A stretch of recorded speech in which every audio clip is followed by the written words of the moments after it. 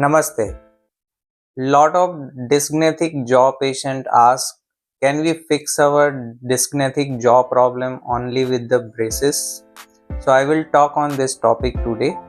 Bite problem can be because of abnormal development of the teeth, like the early shedding, or maybe some jaw size issue which can lead to crowding, or bite issue like overbite, underbite.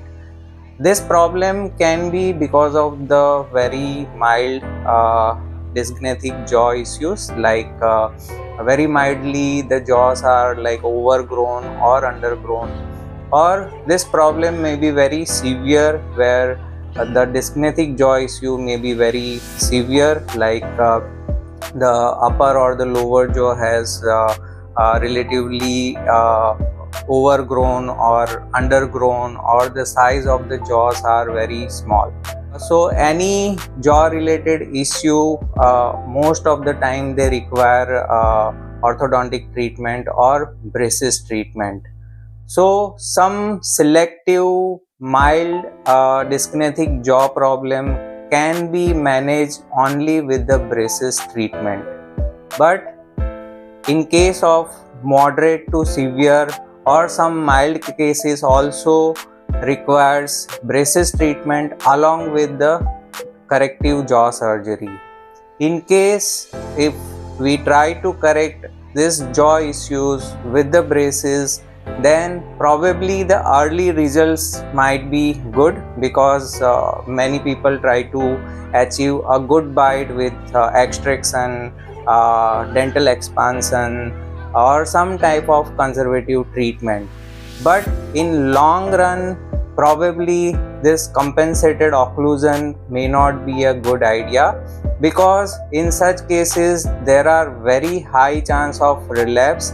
The bite will again get disturbed, the teeth may try to go back to its original position.